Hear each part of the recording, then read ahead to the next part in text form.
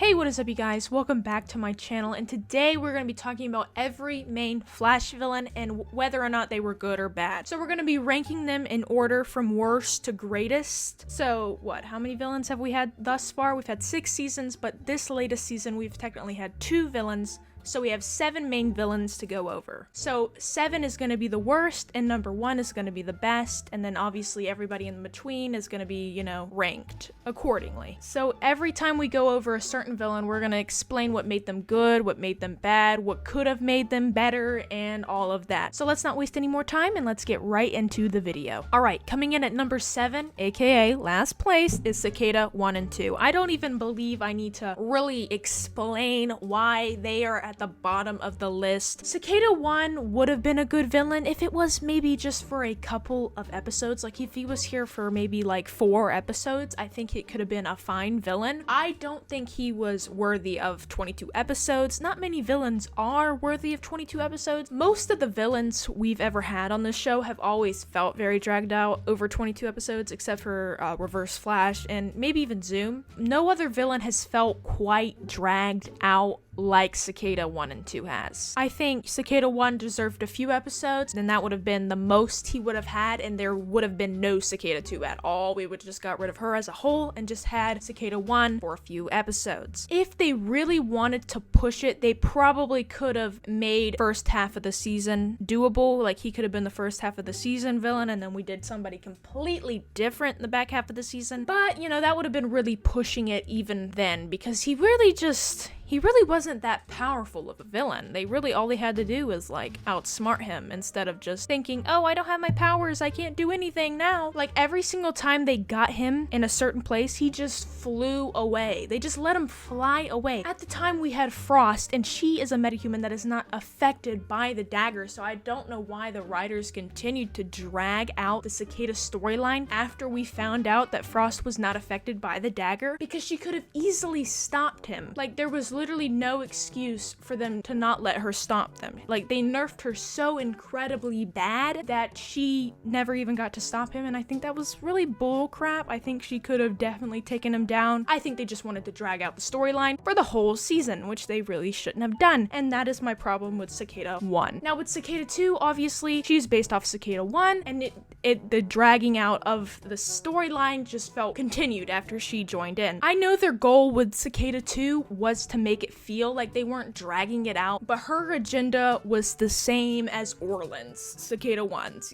Her agenda was the same as his, wanting to kill all metahumans and all of that, and basically she was just Cicada 1, but the female version with a little bit of a different power set. So yeah, even after she was brought in, the storyline still felt incredibly drawn out, and that is why they were at the bottom of the list. It was such a drawn out storyline, it was very unnecessary how long it was, and yeah, that's why I had to give them the number 7 slot. Coming in at number 6 is the Thinker. Now the Thinker had a lot of potential as a villain, but just like the Cicada storyline and all of that, it was once again felt extremely drawn out. I think that the Thinker would have been a perfect first half of the season villain. I think the first half of the season would have been a perfect time for him to reign, or the back half of the season had somebody different for the first half of season 4. Either way, he should have been a half a season villain, not a full season villain, because his storyline just felt very drawn out after a while. You could tell at the beginning of the season that we really had some potential with him. He really seemed like he was going to be a pretty strong and great villain, but after we got into the mid-season finale and after all of that and we started with a new back half of the season, he just kept going from body to body, and it just got very repetitive very quickly, and it felt like we were never going to get to the end of his storyline or his goal or whatever. It just felt extremely drawn out at times when it did not need to be drawn out the way that it was. So yeah, he was a good villain if he would have been written correctly, but since he was drawn out so bad, it kind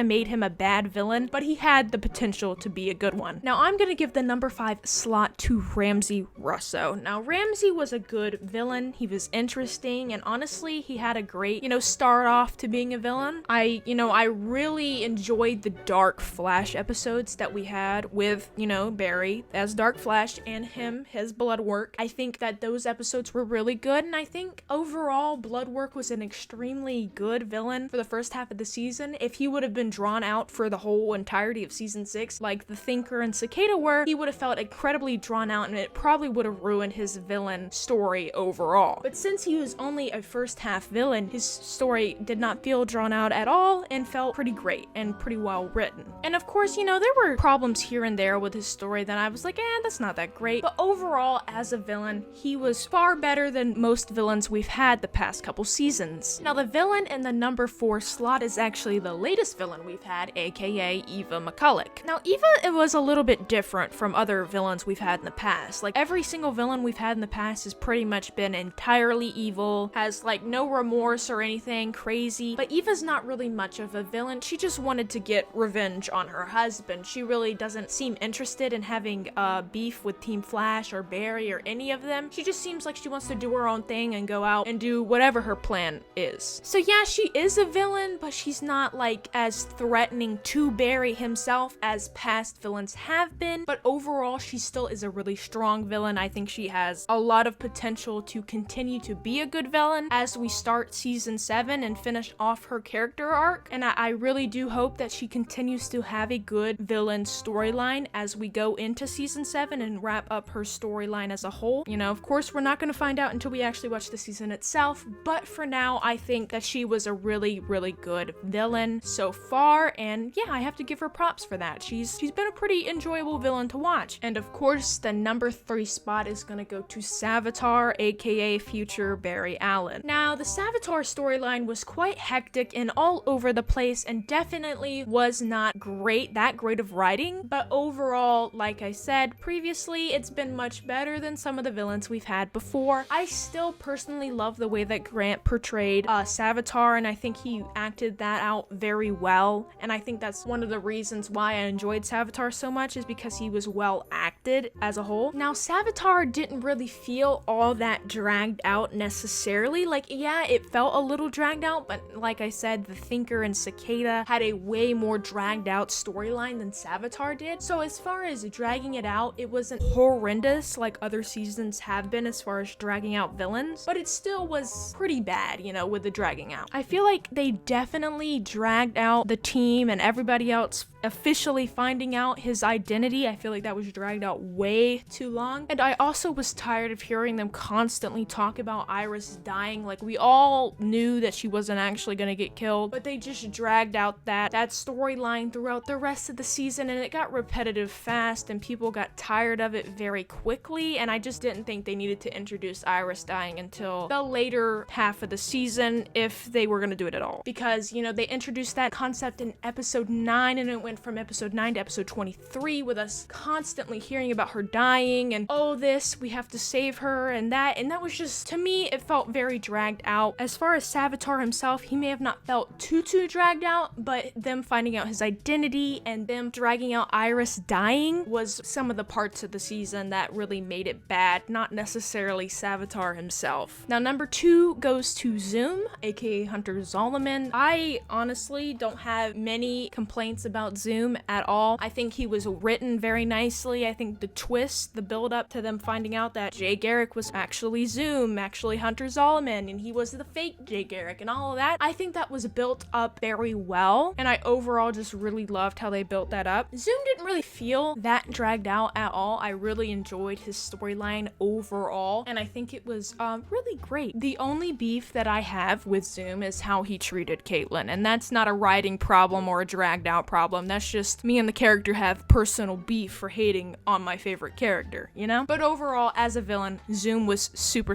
good, and I was super impressed with how they carried that storyline out. Now, number 1 goes to the man, the myth, the legend himself, Eobard Thawne. I don't think anybody's shocked by that. The character was written so good. He was a fantastic villain, played by a fantastic actor. Everything about Eobard Thawne in season 1 was fantastic. The storyline, the way it was revealed to Team Flash, and all of that was just amazing. Season 1 as a whole was just so incredible, and Eobard only made it 10 times better. So of course I had to give the number 1 spot to Reverse Flash because he honestly has been the best villain this show has ever had, and it's gonna be really hard for any other villain to beat him in the future. Now, I really quickly want to give an honorable mention, maybe a participation award to Dr. Alchemy, because technically if we're going there, he was the first half of season 3 villain, but like not really. He was, you know, kind of the antagonist for the first couple episodes before they introduced Savitar, so I guess you could kind of consider him a main villain, but not really. But yeah, I wanted to throw an honorable mention to him. I don't have any particular complaints with Dr. Alchemy. He was just kind of there.